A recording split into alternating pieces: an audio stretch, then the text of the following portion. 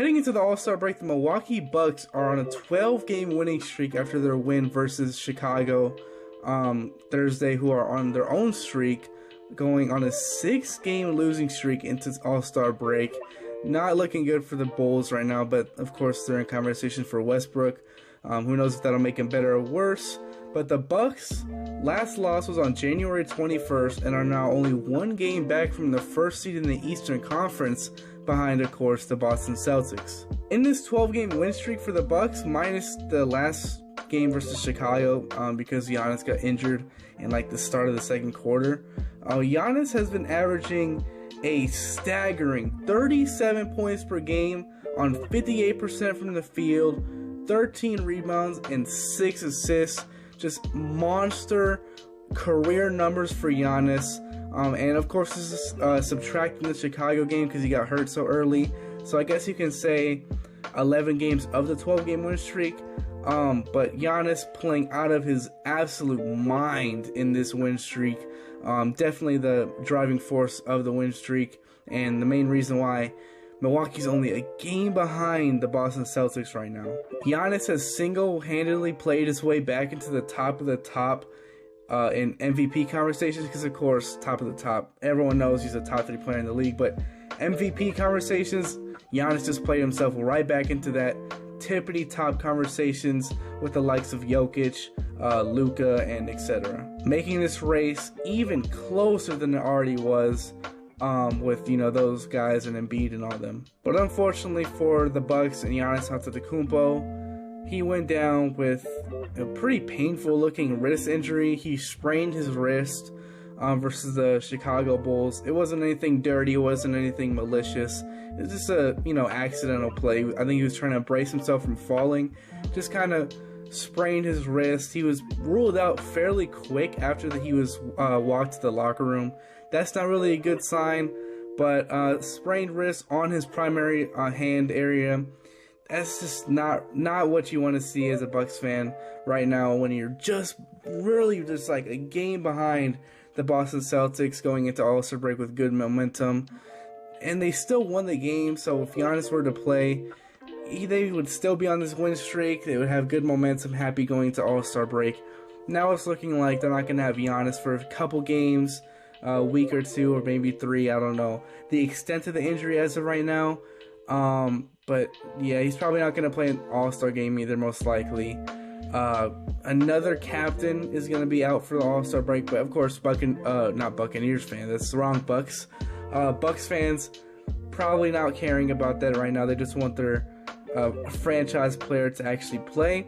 And unfortunately, sprained wrist doesn't look very good. But of course, he'll be back eventually. It's just a matter of when. And when the Bucks are on this great of momentum, you don't want any injuries like this happening, especially when it's your star player. And the Milwaukee Bucks and Giannis have not gotten to this second seed, only a game behind the first seed, just by him carrying the whole team. No, this team has been very good all around, having players such as Jrue Holiday, proving why he was really an all-star this year. I know a lot of people say, where's James Harden, where's Jalen Brunson? Those players definitely are all-star caliber and probably should have been all-stars, but Jrue Holiday, don't sleep on Jrue Holiday. This man has been playing great in this 12-game win streak, playing, you know, some of his best ball, obviously being an all-star on defense and offense, even scoring a career-high 40 points versus the top-seeded Celtics. Come on, what else do you want out of your starting point guard, who's also locking up the other team's best guard? You know, Jrue Holiday just doing everything, the little stuff on the court. Someone you love to have on your team, Jrue Holiday. And Chris Middleton also playing really well. Well, actually, let me take that back. Chris Middleton hasn't been playing incredible. But, you know, he hasn't played horrible either. He's still working his way back into the rotation of the Milwaukee Bucks. I don't even think he's cracked 30 minutes per game, or 30 minutes in a game, yet since his return. So, you know, Middleton has been playing like incredible, but of course he can still score, and once he gets no restrictions on his minutes, you know, Chris Middleton is still a former all-star, so it'll be fun to see him and Giannis together out there again, fully healthy. And of course, the big man down low, Brook Lopez. I love me some Brook Lopez. This man is arguably the defensive player of the year alongside Giannis. And this Bucks defense is incredible. We'll get into that. We'll get into that in a little bit.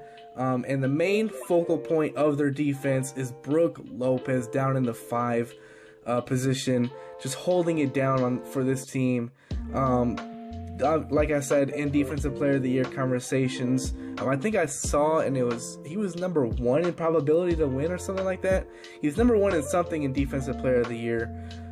Just locking it down in the paint, being an incredible inside presence and under the rim. And him and Giannis are both top 5 in defensive rating, with Giannis being 1 and Lopez being 5. And this is individual defensive rating, obviously.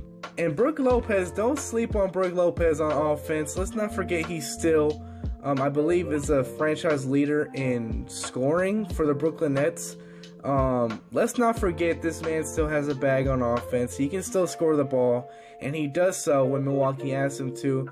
For example, in their last one versus Chicago, when Giannis went down early in the second quarter, he dropped a clean 33-piece on 72% from the field and 50% from the three-point line, and of course, showing why he's also in Defensive Player of the Year conversations with those 4 blocks. Brook Lopez playing some of the best ball in his career. You love to see it. And some other role players who I think have been playing pretty well for the Milwaukee Bucks. Joe Ingles, I think he's been very solid around Giannis. Solid shooter, of course, and also a big body out there on defense. Of course, when you have Giannis out there, very paint-heavy offensive player. When he's double team, triple team, quadruple team, I don't know, the whole team on him, the bench is on him. You need a spot-up shooter out there, spot-up shooters. And Joe Ingles definitely helps, being a very solid shooter out there in a big body. Just showing his worth at the age of 35. Joe Ingles still doing his thing in Milwaukee. Maybe winning a championship soon with how good this Bucks team looks. Bobby Portis also doing Bobby Portis thing, scoring the ball, you already know. Bobby Portis always been a pretty consistent player for the Milwaukee Bucks over the past couple years. And Javon Carter, one of the more underrated players, I believe, in the league. A very underrated point guard, to be specific. Going under the radar, being a very nice backup alongside the All-Star Drew Holiday. And Carter has been shooting around 41% from the three-point line. Very efficient shooter out there. Not a bad defender either. Javon Carter, I think a lot of contenders would like a player like him on their team. And whether you like him or not, I'm not going to say my opinion on him. But Grayson Allen has also played very well for the Bucks. Having a career year. Very efficient on the offensive side of the ball, shooting 62 true shooting percentage and 40% from the three-point line. Always scores the ball pretty much every game. Can't deny it. He's been playing some of the best ball of his career. The Bucks ask him to shoot, score the ball a little bit, and defend. He's been doing that very well, whether you like him or hate him. And going to their defense, the Bucks as a team have been 3rd in defensive rating in the league, only behind Memphis, who is 2nd, and Cleveland is number 1. I believe these are up-to-date stats going into All-Star break. And since their 12-game win streak, let's see what the defensive rating was in this 12-game win streak. Number 1 in the league these past 12 games.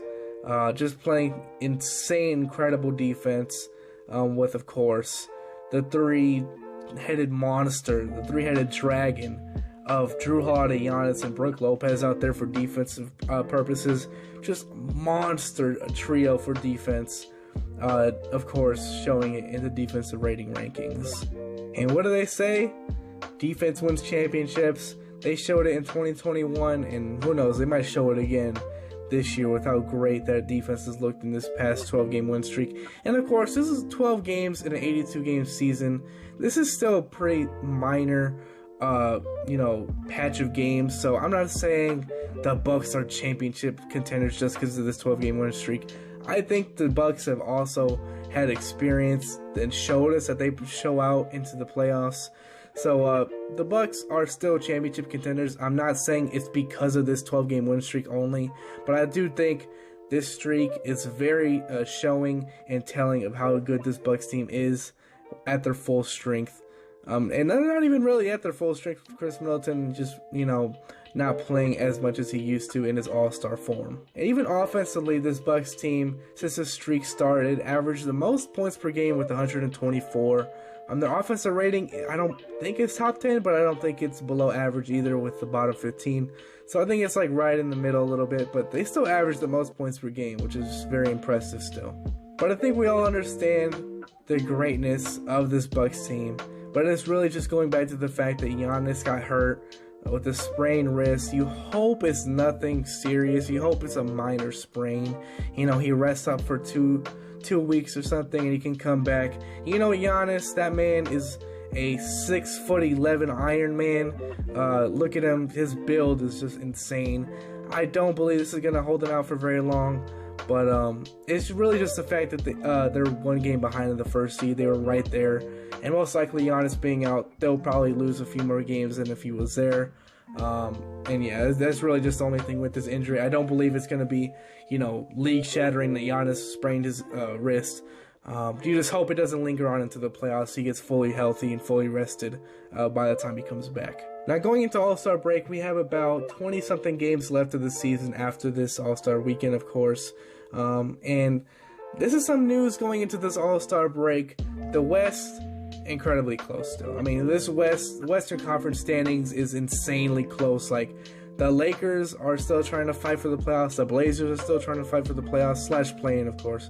And who else? The Thunder still trying to fight in there. Just a bunch of teams trying to fight and, you know, grind it out for this last 20 games. Trying to make the play-in / playoffs. It's going to be real fun. And really the only team that has like a decent gap between them and the people behind them is really the Denver Nuggets being the first seed. I mean, the Grizzlies are, you know, right behind them, but like not by many games. The Nuggets seem to have that first seed locked in, of course. The Phoenix Suns got Kevin Durant, so I don't know. They might go 0 losses the second part of the season, but I don't know. The Nuggets, I believe, will have that number 1 seed locked in. And speaking of the Nuggets, man, Jokic, he might be making history soon. Coming up on his possible 3rd MVP in a row, playing on what I think is the best team of his career right now. Jokic might add a championship, finals MVP, 3rd MVP in a row, regular season MVP. Like, Jokic is... Within 3 years, Jokic has solidified himself as a first ballot Hall of Famer. Just insane stats, insane games, insane play from Nikola Jokic. Some of the best big man play of all time. This is like literally the prime of his career right now. Definitely, if you haven't watched much Nuggets games, go watch some Nikola Jokic in Denver play. Jokic is just a fun watch. Westbrook is also in conversations to sign with the Clippers, Heat, Wizards, and Bulls once Utah and him come to an agreement with the buyout and everything. I don't even think it's happened yet, but you know, it's probably gonna happen. I mean, come on, I don't think Westbrook's gonna want to stay in Utah. I don't think Utah wants him. And only really 2 of those teams actually need another like Westbrook type of player. I'm talking about the teams that are interested in signing him with the... I think the Clippers and Heat are like the ones that are like... Those teams I think really could use a Westbrook type player. Westbrook I think would come off the bench for those teams. I don't know. I don't know if he would be a 6-man or starter. I don't know. Because the Lakers, he looked like a real nice 6-man for them. But of course the Lakers are, you know, much worse than the Clippers and Heat. Maybe not right now, but before when Westbrook was on the roster still. I think Westbrook would be nice coming out the bench for any team really, because he showed that obviously with the Lakers. For Chicago and Washington, if they were to sign him, I don't know. I mean, it kind of just seems like they're doing stuff just to do stuff. Neither of those teams are championship contenders. Miami Heat, I guess, is a championship contender. Talking about the other 2 teams that I was thinking that could use a Westbrook type player. Miami is closer to being a championship contender than these 2 teams, Chicago and Washington. And I think the Clippers are definitely a championship contender even without Westbrook. But for Chicago and Washington, I just don't even... I guess if they want to have some fun for this season that's kind of over for them, they're not making any noise in the play-in or playoffs. But I don't know. Washington, reunite Westbrook with Washington would be fun, I guess.